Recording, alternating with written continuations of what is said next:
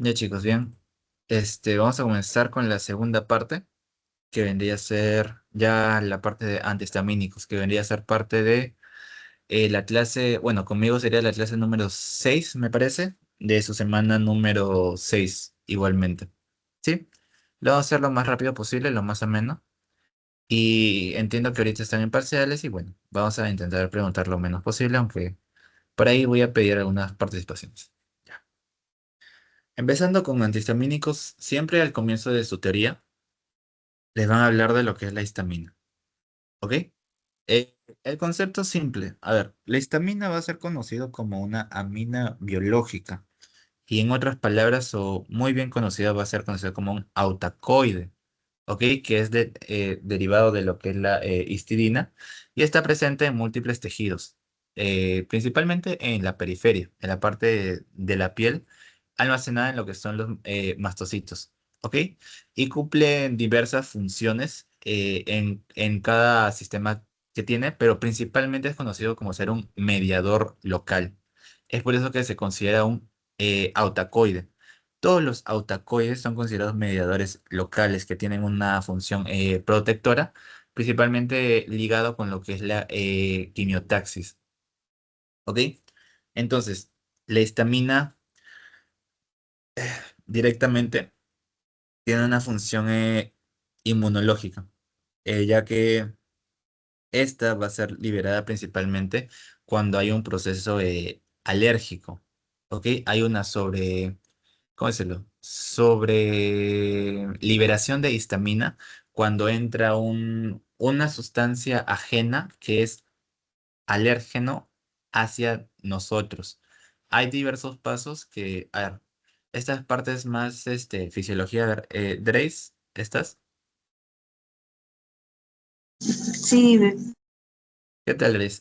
¿Sabes la fisiología de la alergia? O sea, ¿cómo es que Más que comienza la alergia y cómo se da y por qué se da?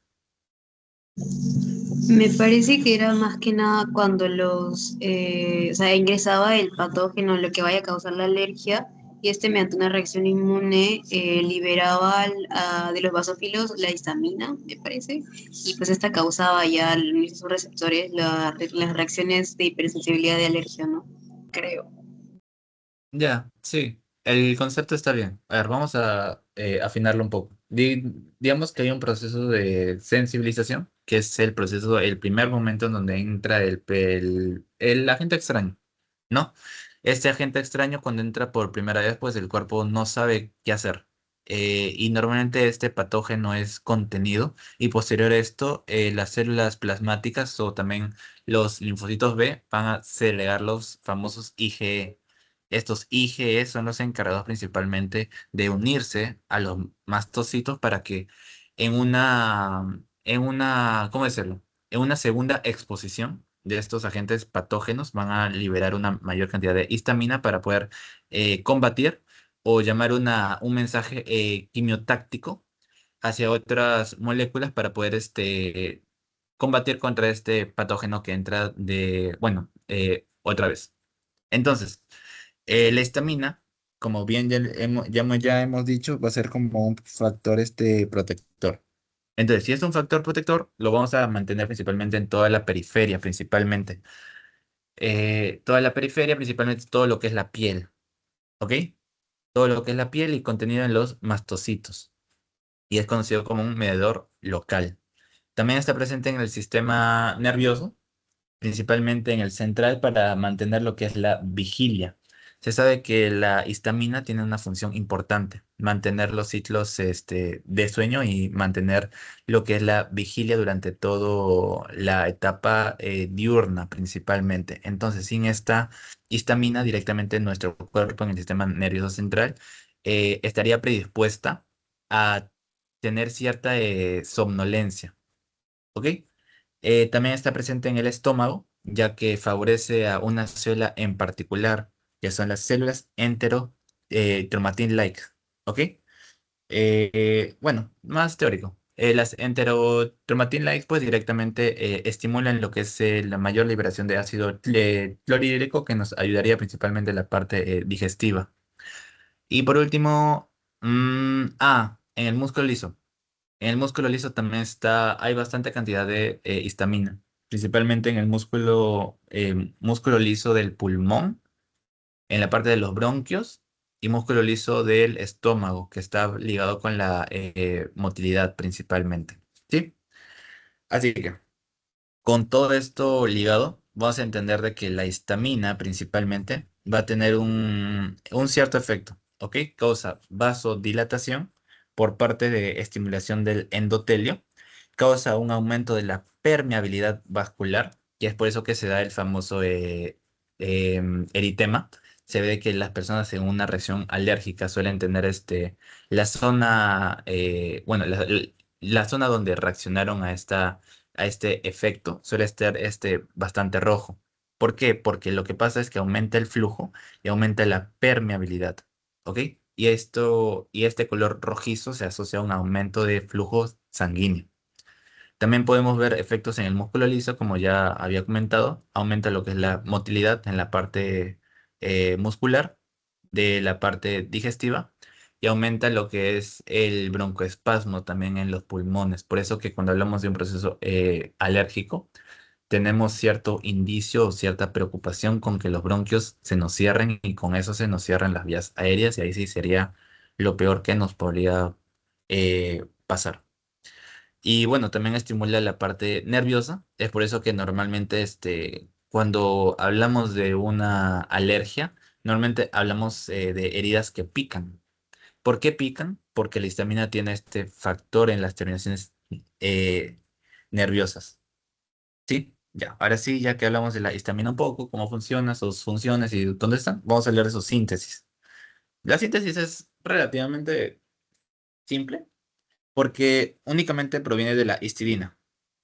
¿Ok? La histidina es la que se convierte en histamina, pero este sí es lo relevante. Lo hace mediante un proceso de descarboxilación, o sea, se le quita un CO2. ¿Ok? ¿Y quién se encarga de esta? Se encarga principalmente una enzima descarboxilasa. En este caso es la histidina descarboxilasa. Y esta histidina descarboxilasa es dependiente de una vitamina en el cuerpo, que es la B6. ¿Ok? Es muy importante que se acuerden que la B6 es la que directamente es la que deriva hacia esta enzima, que me da mi proceso de conversión de histidina a histamina. Ahora, vamos a hablar un poco del metabolismo principalmente. Hay dos grandes vías, ¿ok? Hay dos grandes vías de metabolismo, ya que se sabe que la histamina pues no se puede acumular. Si se acumula, pues directamente tenemos nuestros efectos malos, que también ya lo vamos a ir viendo. Pero directamente cuando se convierte la histidina en histamina en los mastocitos, principalmente en el tejido periférico, hay dos vías de metabolismo. Tenemos la vía de HMT y tenemos la vía de DAO. Aquí la que nos importa es la de DAO, porque la de HMT es una vía de metabolismo principalmente en sistema nervioso central. Y la comparación de cantidad de histamina entre la periferia, acá es la periferia, de la periferia y sistema nervioso central es abismal. Directamente hay mucha más cantidad de histamina en la parte periférica que en la central. Entonces, esta, esta vía no es tan fundamental que digamos, esa es la frase. No es la mejor vía que existe para reducir la cantidad de histamina en el cuerpo. ¿Ok? Pero principalmente tenemos que entender el producto que nos deja el HMT, que es N-metilhistidina. ¿Ok? Ese es el principal producto que nos deja. Ahora sí, vamos a hablar de DAO, que estas sí van a hablar durante toda su clase. DAO es conocido como diamino oxidasa. ¿Ok? Es una enzima que, como ya he dicho, se encarga de metabolizar lo que es la histamina. Ahora, este DAO está en la periferia y en la mayor parte de todos los tejidos periféricos. Se encarga de degradar la histamina en lo que son minutos. ¿Ok? Y esto es importante. porque directamente no deja que la histamina sobrepase hacia otros órganos. Normalmente, cuando tenemos una reacción alérgica en la piel, normalmente ¿cómo se dice? La reacción se queda localizada, es una reacción focal. No se expande por todo tu cuerpo, no se expande hacia tus pulmones, no se expande hacia otro órgano. No, únicamente queda en la piel, obligatoriamente. ¿Por qué? Porque DAO tiene la capacidad de degradar la histamina en minutos. Es por eso que la reacción únicamente se queda en esta zona. Ahora, ¿qué pasaría? Ya sabemos que DAO se encarga de esto. Ahora, ¿qué pasa, Grace? ¿Qué pasa si no tengo DAO? Usa la lógica. Pero José, no te escuché bien la última parte. ¿Cómo dijiste? ¿Qué pasa si no tienes DAO, que se encarga de metabolizar lo que es la histamina? Pues no se metaboliza, ¿no? Y entonces, ¿qué tenemos? Una mayor concentración de histamina, ¿no? O sea, no se va a metabolizar y no se va a degradar tampoco. ¿Y qué te produce una mayor concentración de histamina?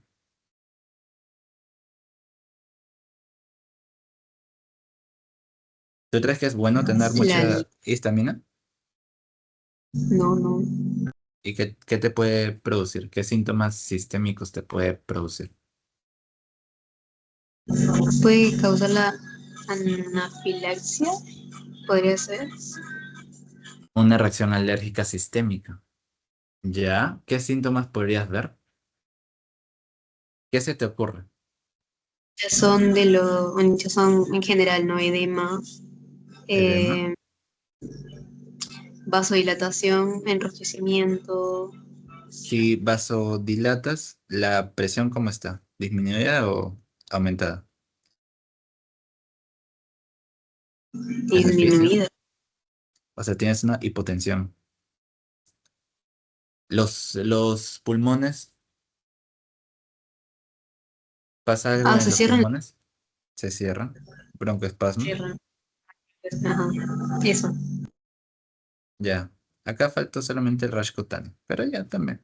Y en la parte gástrica también podemos hablar de un aumento de la motilidad.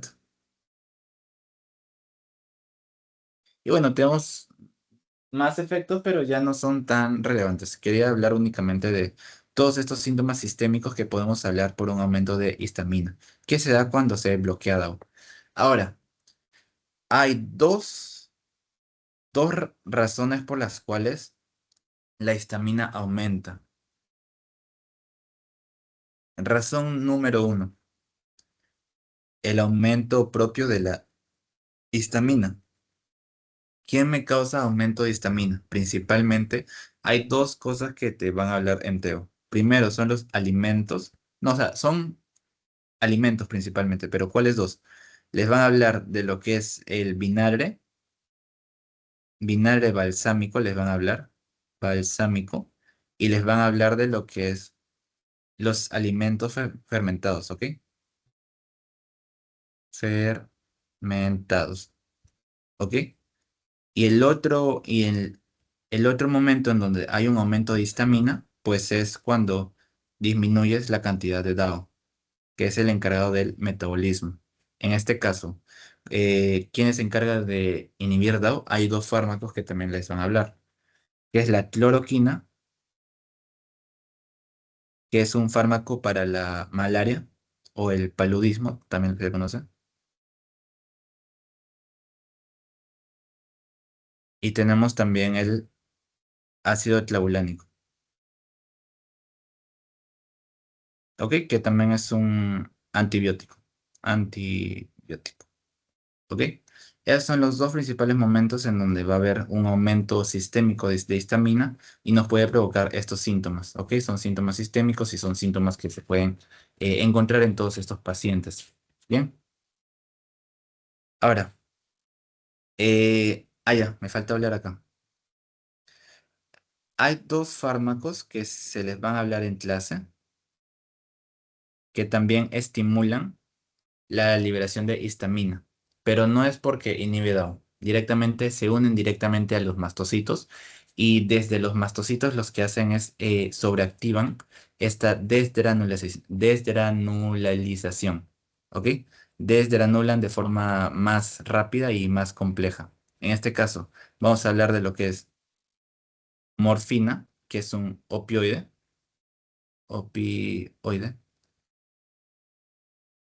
¿ok?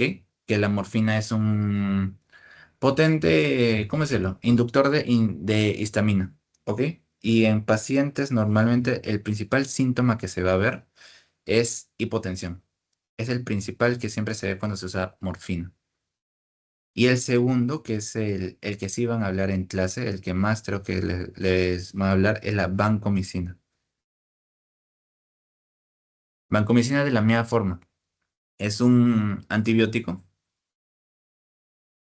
que induce de forma directa los mastocitos para que liberen mayor cantidad de histamina. Ahora, esta vancomicina está muy relacionado con lo que va a ser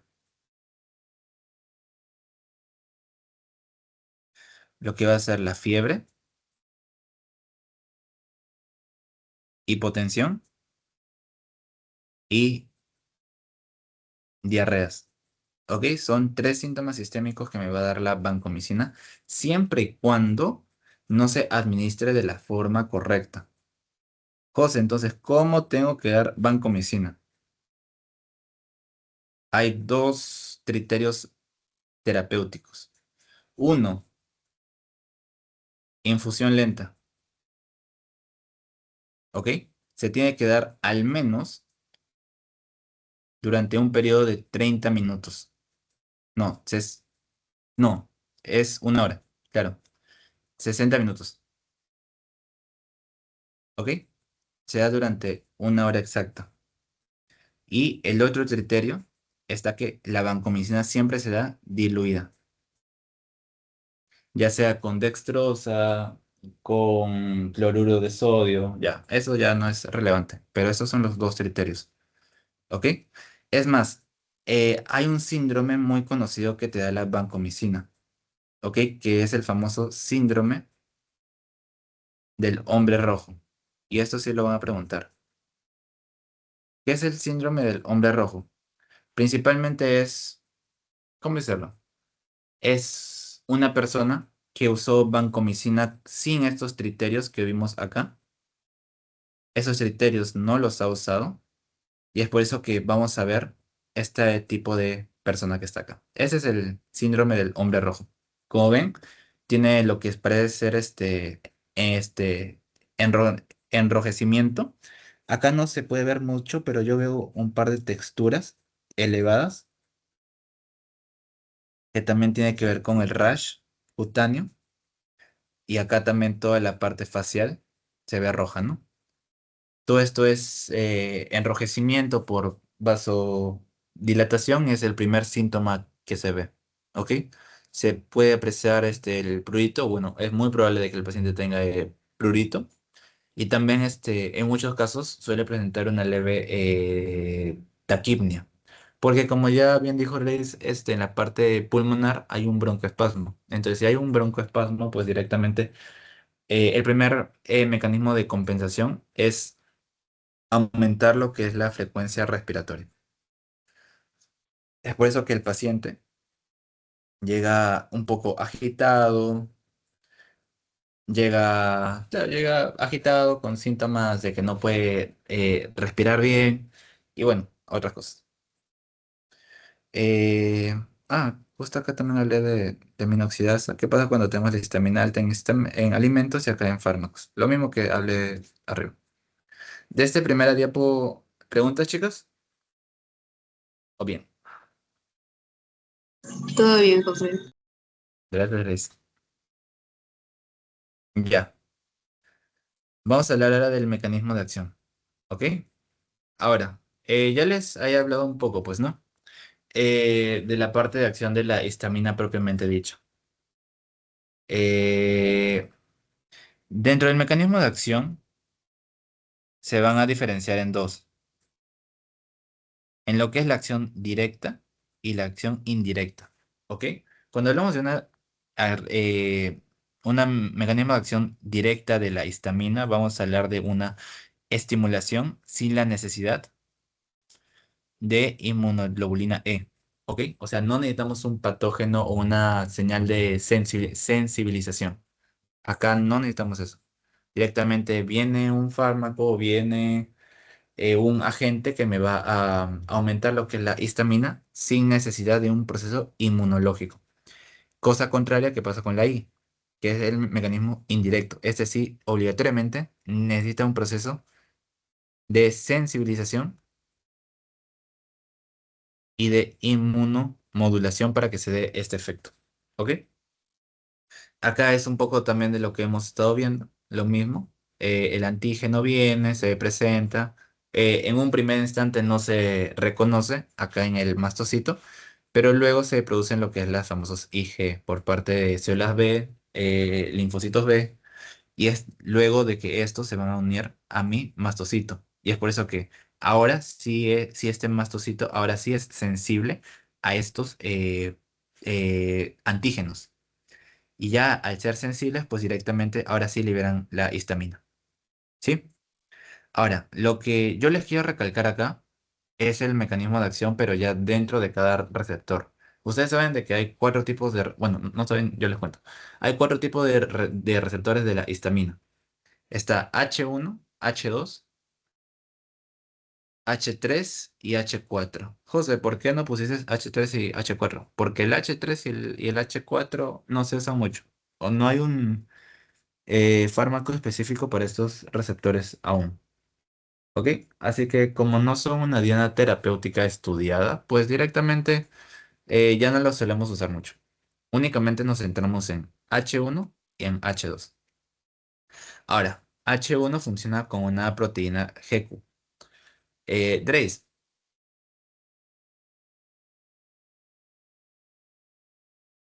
Grace se fue a dormir. Alicia, No, ¿estás? no te escucho. ¿Qué tal, Grace? ¿Cómo estás? Hola, otra vez. Tú que acabas de dar tu parcial y estás muy feliz, háblame de qué es GQ, porque yo creo que es muy importante para tu parcial. Ya, la GQ es una proteína acoplada a un receptor que lo que va a hacer más que nada es producir más IP3 y DHG mediante el fosfatidilinositol y va a aumentar la entrada de calcio. Perfecto. ¿Y GS en H2? ¿Qué? GS en H2. Proteína GS. La GS es más que nada para estimular la adenyl-ciclasa, bueno, la adenylato-ciclasa, luego aumenta el AMP cíclico y esto va a aumentar la contracción muscular, ¿no? PK. ¿Ok? Hablemos siempre de PK. Ah, ok, Y el ok. PK, bueno, ya tiene sus procesos de fosforilación y depende de cada sistema. Ahí sí no te voy a preguntar o bueno, qué efecto tiene PK en cada sistema. No, no hay lógica. Únicamente quiero que entiendas de que, claro, H1 está, bueno, tanto H1 como H2 son receptores tipo metabotrópicos. ¿Ah? Metabotrópicos que principalmente se asocia de que H1 principalmente tiene un efecto más rápido. ¿Ok? Siempre H1 es más rápido y más potente. ¿Ok? H1 se encarga, está en varios órganos. Está principalmente en la parte vascular, ya que H1 me conduce a lo que es vasodilatación, vasodilata, de una forma más, vasodilata, de una forma más rápida. Aumenta lo que es la permeabilidad,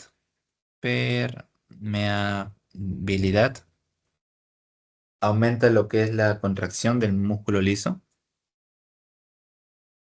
Si aumenta la contracción del músculo liso, hablo tanto de la parte de los pulmones como en la parte gástrica. O sea, tanto me bronco, produce un broncoespasmo y también produce un aumento de la motilidad.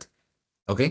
Hablamos también de como aumenta la permeabilidad del vaso dilata, hablamos de edema. edema caracterizado principalmente por tener prurito, por la sensibilización de los receptores, bueno, la parte nerviosa principalmente. Y podemos hablar también de que H1 nos ayuda a lo que es la vigilia. Vigilia, ¿ok? Hay receptores H1 en el sistema nervioso central que me ayuda a mantenerme despierto, propiamente dicho. Y por otra parte, H2 está acoplado a una GS. En este caso no es un efecto tan rápido. Se habla de que es un efecto un poco, solo un poco más lento, pero es un poco más sostenido. ¿Ok? Y por eso H2 se asocia principalmente a aumento de secreción de glándulas, secreción de glándulas, ¿ok? Principalmente hablamos del estómago. Aumenta lo que es ácido clorhídrico. Y también nos puede aumentar lo que es el moco y la saliva. También, a ver, moco y saliva. Otro efecto que tiene H2 es que, tiene efecto en la parte cardíaca. Aumenta frecuencia cardíaca y aumenta lo que es la contracción. Contracción del corazón.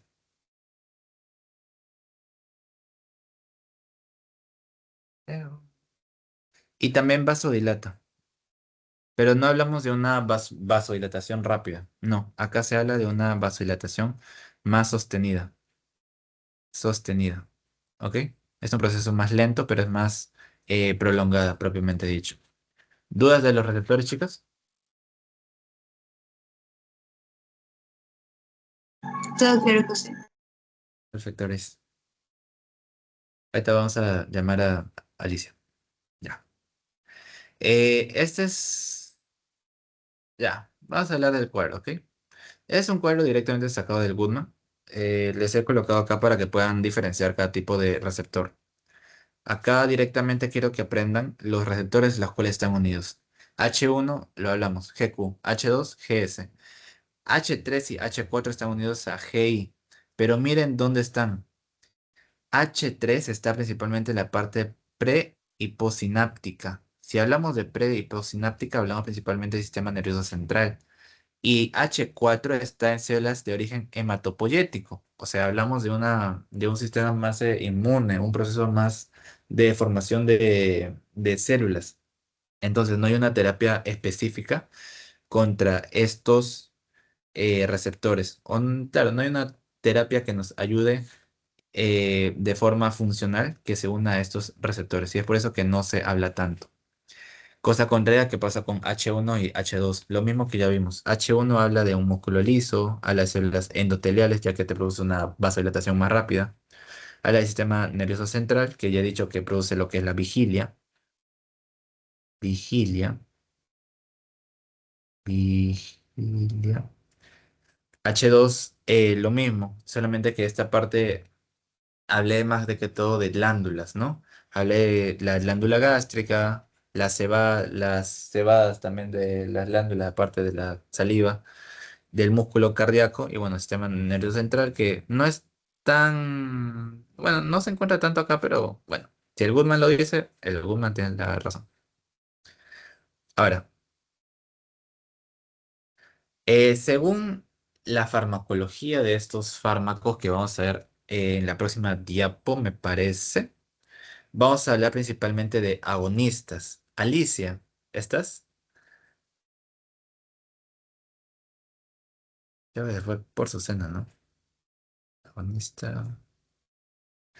Ya. Vamos a perdonar a Alicia por esta vez. Inversos.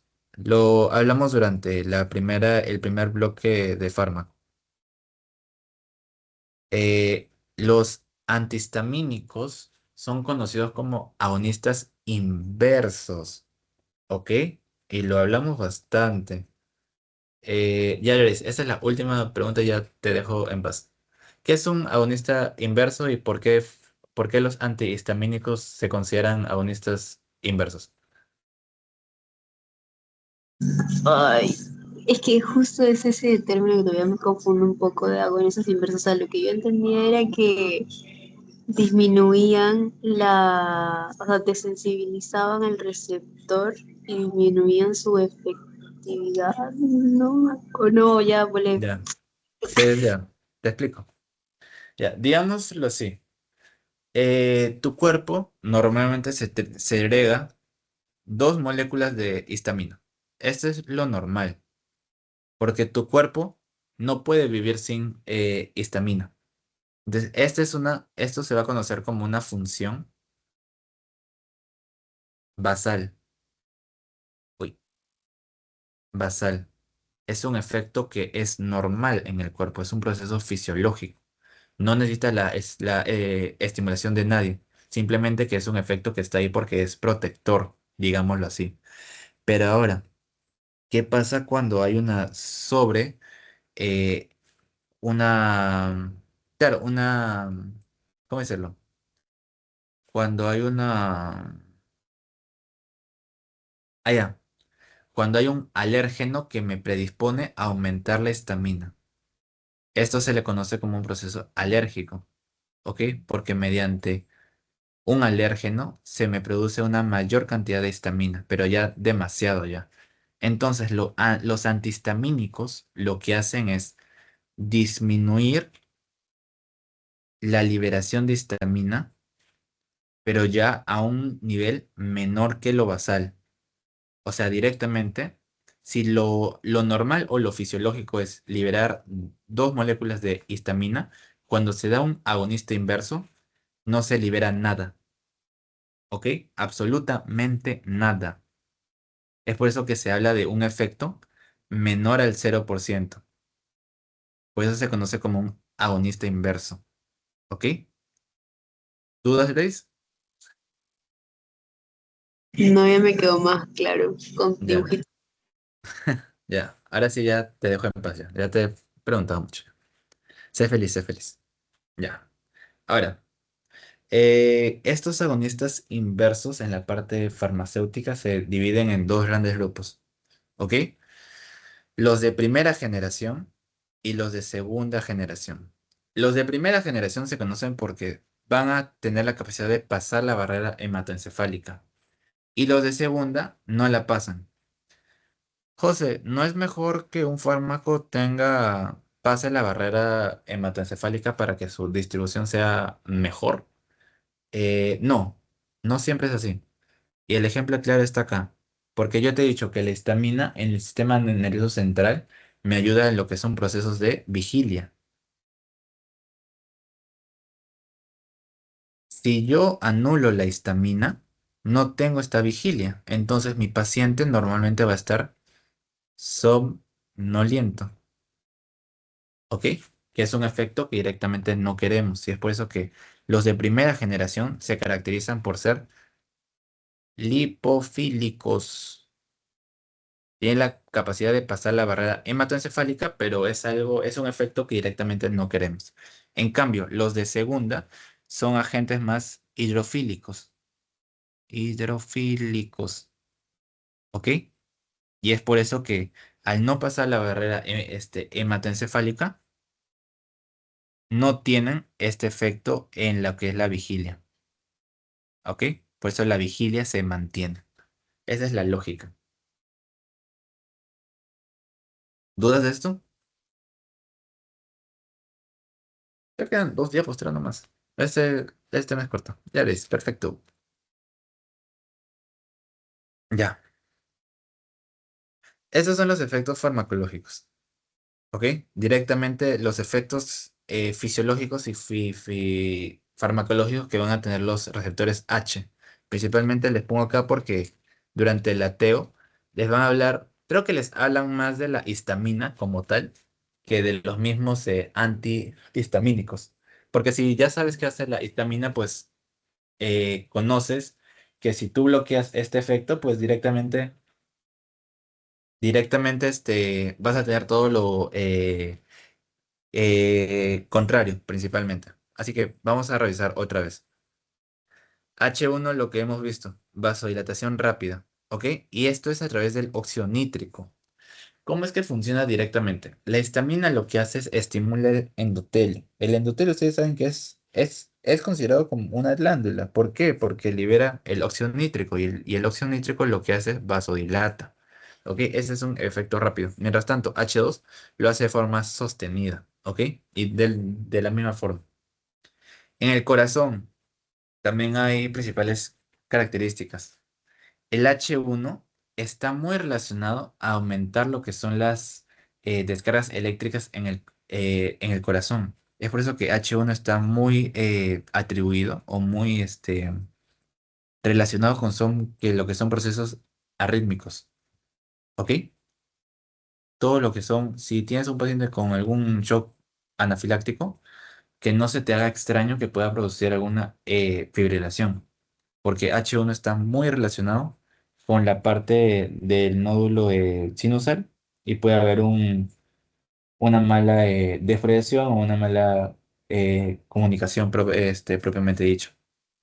Mientras tanto, H2 ya tiene un efecto un poco más en el músculo, porque tiene efecto tanto en la frecuencia, que se conoce como un tronotropismo positivo, y tiene efecto en la contracción del músculo, o sea, directamente la contracción es más fuerte, ¿ok?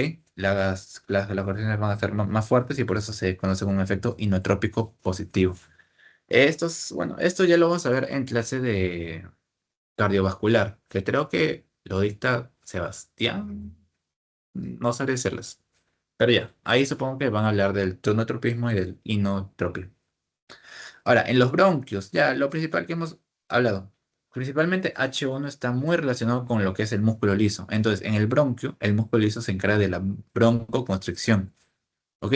Mediado por lo que es el músculo liso bronquial. Y por la parte gástrica, igual, H1 está principalmente ligado con músculo liso y por eso normalmente se asocia a un aumento. Acá no le he colocado. eh, Aumento de la motilidad.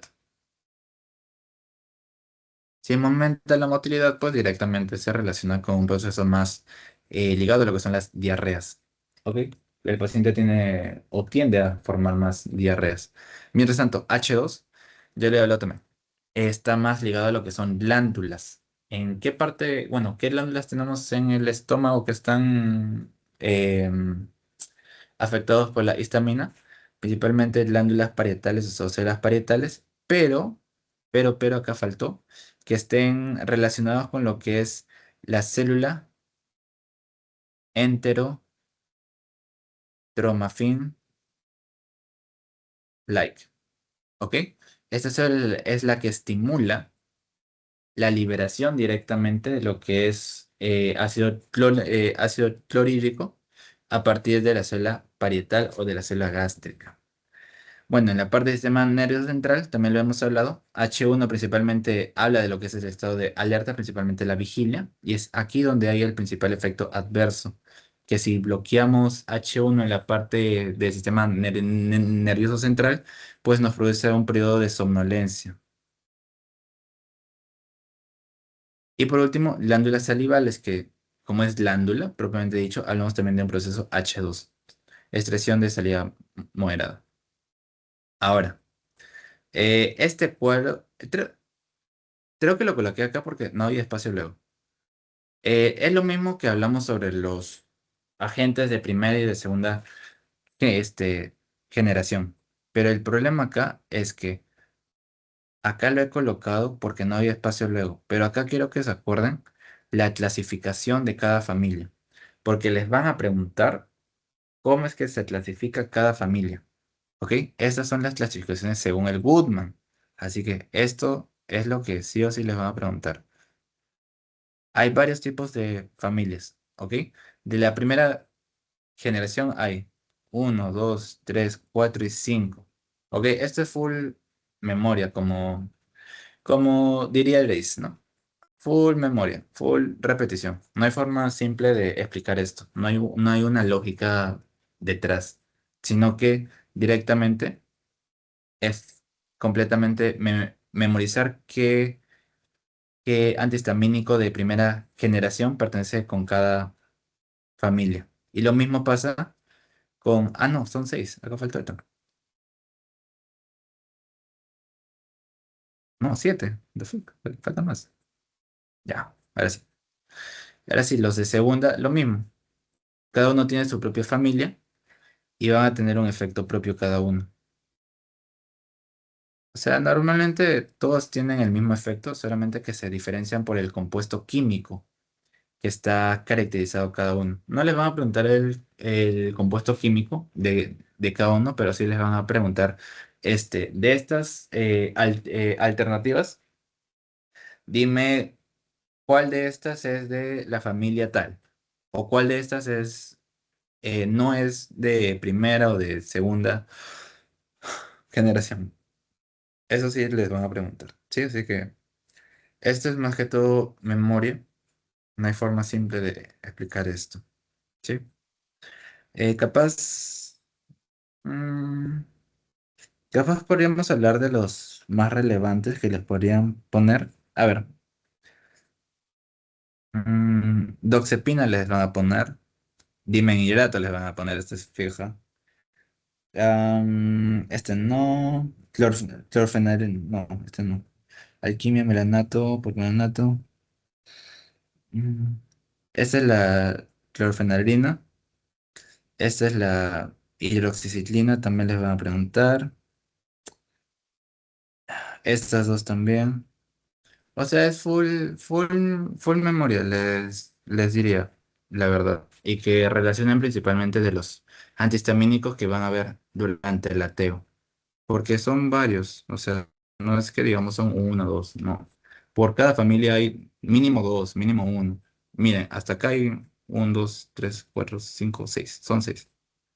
O sea, no hay lógica para aprenderlo, si no es full memoria.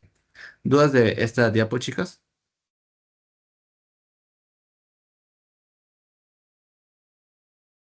Ya, perfecto, Liz. Y ahora sí, vamos a hablar de los antihistamínicos propiamente dichos. ¿Ok? Cuando hablamos de antihistamínicos, pues, uy, creo que... ¡Ah! Chicas, una pregunta, se quedó la pantalla colgada, ¿no? No, ya está ya. Ah, Se ve que dice antihistamínico. pero se ve a la mitad. Sí, a la mitad. Bueno, ahorita ya le moviste, ya se ve mejor. Ya, ahora sí. Sí, sí, sí. Gracias, Liz. Ya. Lo mismo que les había mencionado. Vamos a hablar de los antihistamínicos, de que son agonistas inversos. Eh, ah, acá, el tal señor Halpern. Ese es mm, un dato curioso, ¿no?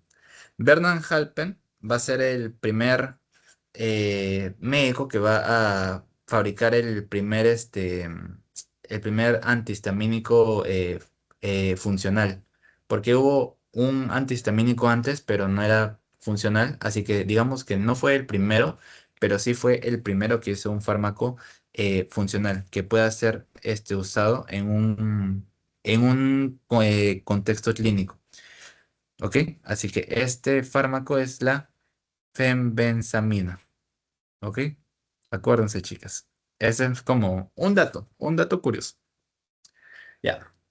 Lo mismo que les he hablado, pues, ¿no? Los antihistamínicos son agonistas inversos, funcionan según el receptor donde se acoplen, son de dos generaciones, tanto primera y segunda. Si es de primera, penetra el sistema nervioso central porque son más lipofílicos, si son segunda, pues son hidrofílicos y no penetran.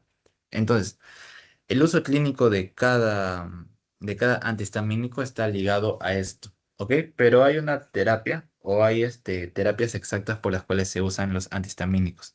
Hay tres principales guías. La primera guía y la más común, la que siempre van a ver, es el tratamiento de alergias, ¿ok? Todo proceso alérgico ya hablamos. El proceso alérgico es un proceso rápido. Uy, no actualicé. Ya. Es un proceso rápido. Es un proceso. Aún se ve la actualización, ¿no? Ahí está ya. Es un proceso rápido. Entonces hablamos de una liberación de histamina de forma masiva, potente y rápida, que principalmente va a estar ligado con lo que es el receptor H1. ¿Ok? H1 va a ser el principal mediado con el que va a tener mis efectos de vasodilatación, eh, contrae lo que es músculo liso, por eso muchas personas vienen con falta de aire, vienen con diarreas también, pueden tener lo que es picazón, que se conoce como urticaria, una dermatitis también, que es la piel roja, bueno, con prurito y con la parte del edema. Así que toda reacción alérgica se suele tratar con antihistamínicos, ¿ok? Principalmente cuando se habla de una reacción alérgica, vamos a usar fármacos de segunda generación, que son los más preferidos, porque no producen un efecto sedante como tal y tienen una mayor selectividad por tejidos periféricos, ya que no penetran la parte central y se concentran más en lo que es la dermis, ¿no? En lo que es la piel. Segundo, tenemos la reducción de la secreción gástrica. No es la terapia de primera línea que se tiene, ¿ok? Porque para disminuir la secreción gástrica hablamos de una disminución de la parte ácida del estómago. Entonces, hay otros fármacos que son mejores, tanto como el omeprazol, que son inhibidores de bomba, pero los antihistamínicos se sabe que también tienen un efecto, ¿ok? Principalmente por H2. Entonces, mi fármaco a elección tiene que ser un antagonista principalmente de H2. Así que buscamos la disminución de la segregación gástrica y también hablamos de que se puede usar principalmente en caso de úlceras, ¿ok? Úlceras pépticas principalmente y también en un proceso de reflujo. Es bastante usado porque ustedes saben que el reflujo es ¿cómo decirlo? El contenido del estómago sube al esófago y lo quema, ¿ok? Para evitar esta quemazón, pues directamente se usan estos famosos, bueno, antihistamínicos H2. Y ya por último, hablamos de trastornos de sueño, que también no es la primera línea, ¿ok? Suelen funcionar bien porque tienen efecto principalmente en H1, que ya sabemos, H1 tiene su efecto en lo que es la vigilia, pero no es la primera línea, ¿ok? Siempre acuérdense de eso, porque si yo actúo por la primera generación en H1, también voy a tener efectos sistémicos, cosas que no siempre quiero, porque capaz disminuye la parte protectora de la histamina en el cuerpo, ¿sí? Ya. Acá también un poco de clasificación. Lo mismo que les hablé arriba en el cuadro, pero este ya es un cuadro de lateo. Acá sí hablan directamente de fármacos exactos, de los que sí o sí se tienen que acordar. Y lo mismo, este es full memoria. Y acá lo clasifica también en una clasificación química, lo que les dije, que lo clasifican según estructuras y lo clasifican según la generación. ¿Sí? Este es full memoria, chicos. Las alquimias, que es la trofenadima, citromicina, todo es memoria, todo eso que es memoria. Les recomiendo que principalmente estudien los fármacos que diga el doctor en clase, ¿ok? Porque capaz hayan cambiado un poco. En mi ciclo, por ejemplo, se nos habló mucho de la cetiricina, se nos habló de la clorfenadrina, se habló de acá, el Fexo, loratadina también se habló bastante, em, Artemisol no se habló, esto, Cipro, Cipro heptadina también se habló bastante, Doxy, Pira, Prometocina también. Pero directamente el chiste está de que les pueden preguntar cualquiera de estos. O sea, les dicen, ya, ¿cuál es un fármaco de segunda generación que es del grupo de las alquilaminas? Ya, y acá solamente hay una opción, pues, ¿no?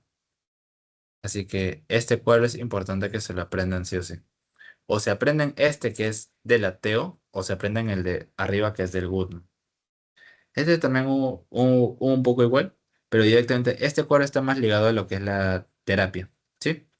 Directamente habla de cuáles son mejores usados para la cinetosis, cuáles son los que tienen más sedación, y en la segunda los que directamente no son sedantes nada, que es loratadina, Penox y desloratadina, y los que sí tienen un poco de sedación. No tanta, pero sí tienen un poco. Esta parte es más terapéutica, esta sí no se aprendan mucho.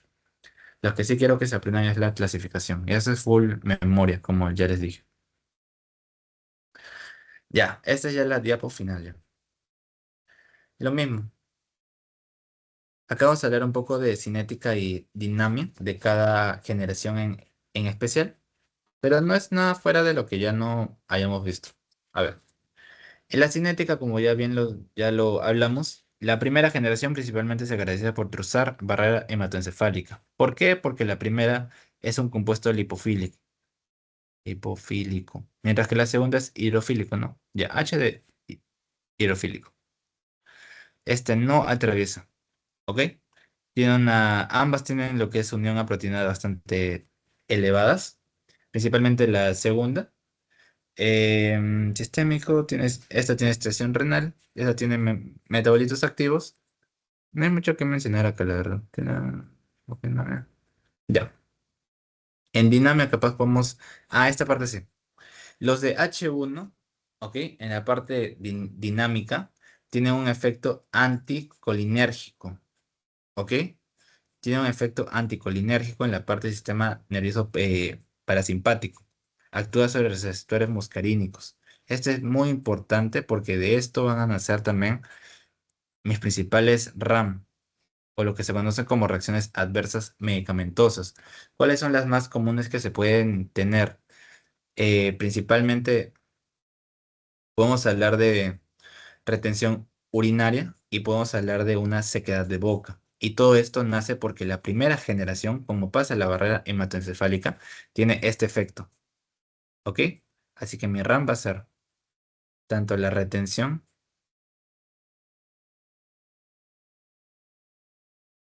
como la boca seca.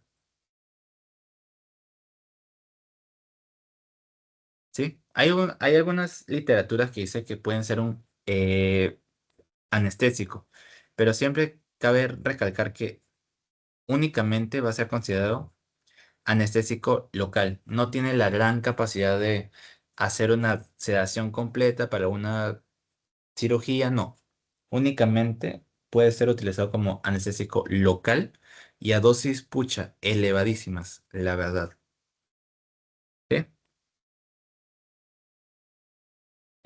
Wait, un segundo, por favor.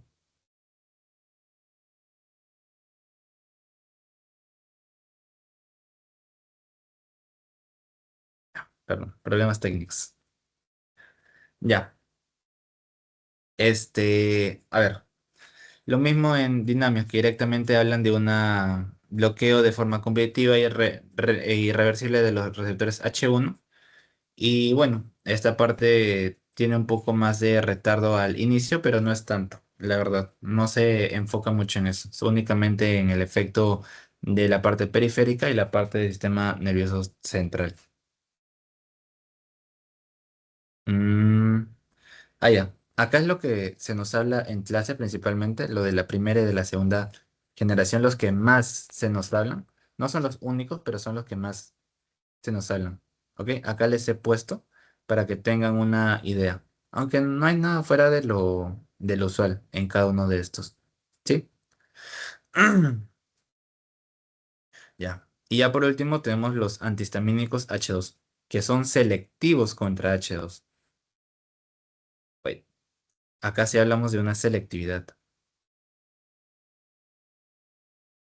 José, ¿cuáles son selectivos contra H2?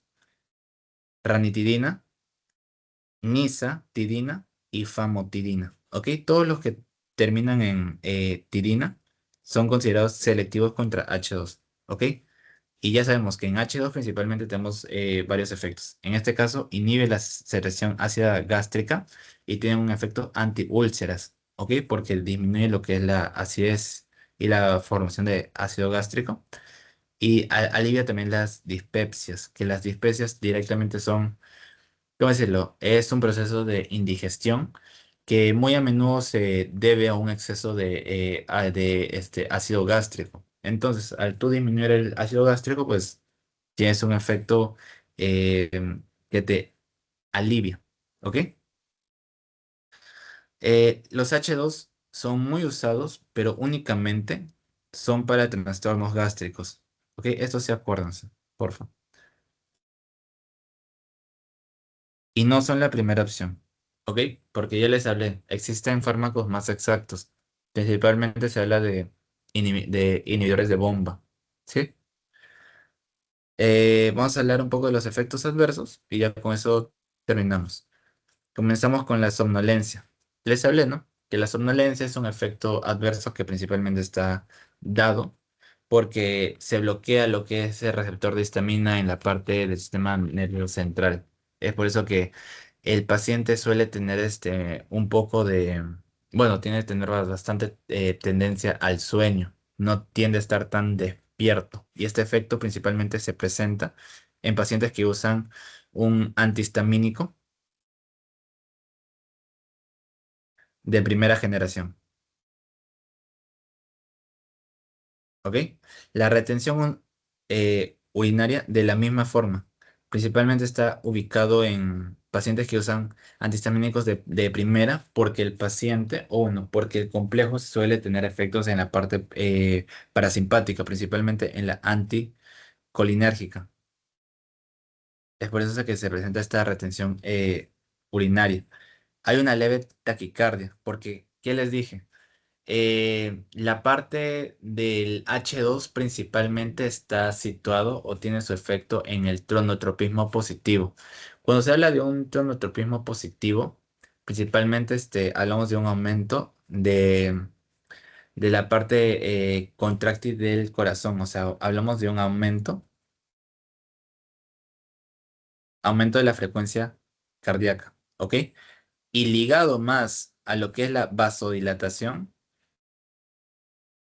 Recuerden esto siempre. El principal o el primer mecanismo de compensación ante una disminución de volumen es el corazón y va a ser el aumento de la frecuencia cardíaca. Eso es para la vida. Siempre que tengas poco volumen o que a tu corazón le llegue, claro, poco volumen, la principal respuesta autónoma del cuerpo es aumentar tu frecuencia cardíaca. Tenemos la hipotensión, también por la vasodilatación, que ustedes saben de que presión arterial es igual, ya bueno, a resistencia bajo la periférica por la parte de la eyección sistólica, ¿no? Ya, bueno. Esta parte tenemos afectado la parte de la resistencia y por eso se da una hipotensión. Hay un vértigo, ¿ok? Hay un vértigo. El vértigo está explicado tanto en la parte diurna que vimos que de los receptores H1 y está muy explicado también cuando disminuye el oxígeno en el cerebro. Cuando hay poco oxígeno en el cerebro se producen estos efectos de mareos principalmente. ¿Y por qué te llega poco oxígeno? Pues estás en vasodilatación, pues tu corazón tiene que bombear más fuerte para aumentar el flujo, pero hay órganos que directamente no tienen la capacidad para recibir esta sangre. Es por eso que se da este proceso de vértigo. La sequedad en la boca, lo mismo, es una parte de un efecto de anticolinérgico. Y ya por último es el apetito, que normalmente hablamos de que los antihistamínicos suelen tener un efecto inhibitorio en lo que es la saciedad, ¿ok? La saciedad es el principal responsable que se ve predispuesto a fallar de cierta forma. No es la palabra, sino que inhibe el centro de la saciedad principalmente en el bulbo y en el tracto. ¿Ok? Es por eso que mi paciente suele tener un aumento de apetito. Ya, chicas, con eso sería todo. ¿Dudas hasta acá? Si no, ya. La clase está relativamente corta. Es entendible y es amigable, la verdad. Así que, ya pues, chicas. Voy a estar cerrando la clase y les paso el post-test, ¿sí? Wait, wait, wait. Ya.